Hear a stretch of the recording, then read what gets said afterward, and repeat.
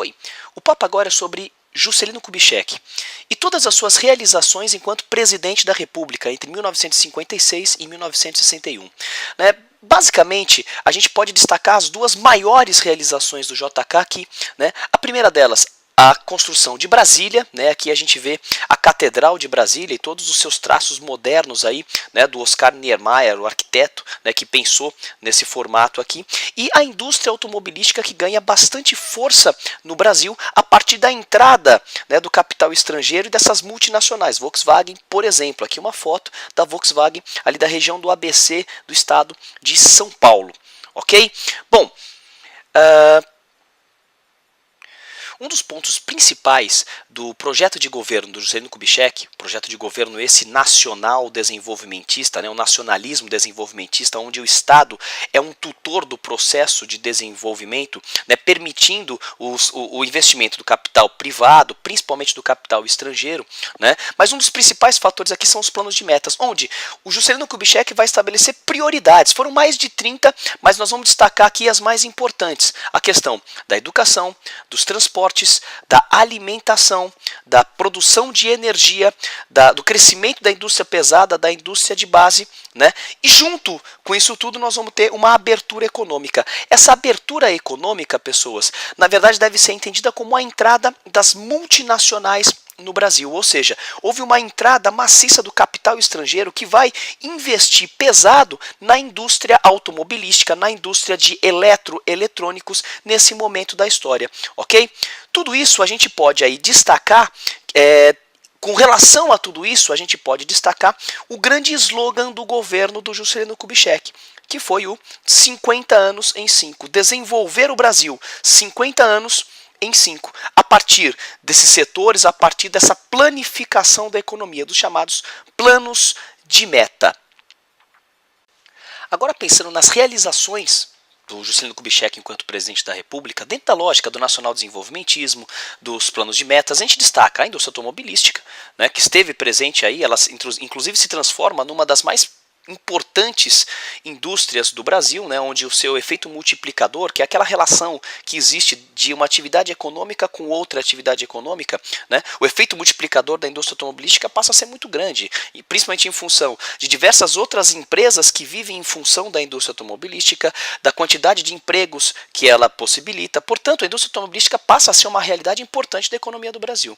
A construção de Brasília, que merece destaque, ou seja, a transferência da capital do Brasil, do Rio de Janeiro, lá para a região do Cerrado do Centro-Oeste. Por que Brasília? Muitas pessoas justificam Brasília por uma questão de segurança, ou seja, Brasília aparece porque lá vai ser mais seguro do que o litoral, embora não seja tão importante assim a gente destacar dessa forma. O Brasil é um país sempre muito pacífico, etc.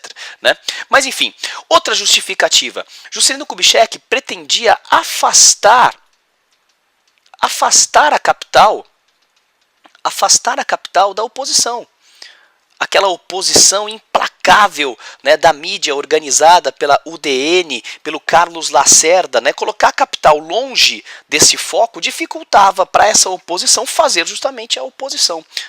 Mas, sobretudo, a grande justificativa de Brasília é que Brasília é um grande símbolo nacional, é um símbolo do desenvolvimentismo do Juscelino Kubitschek, uma obra faraônica, nunca mais ele será esquecido, e essa é uma grande característica de quase todos os populistas, ou seja, todos os populistas precisam de um símbolo que vai fazer deles algo eterno, ou seja, um símbolo que vai eternizar suas realizações, assim como o trabalhismo eternizou o Getúlio Vargas, Brasília vai eternizar o Juscelino Kubitschek. Passando ainda para frente aqui, nós temos a questão das rodovias, e vale a gente destacar, ele foi um dos grandes construtores de estradas do Brasil, e isso está diretamente relacionado com a indústria automobilística, evidentemente, ou seja, a justificativa para a gente ter priorizado o transporte rodoviário, que é o transporte mais caro, mais lento, menos eficiente, que polui mais, em detrimento, por exemplo, das ferrovias, das hidrovias,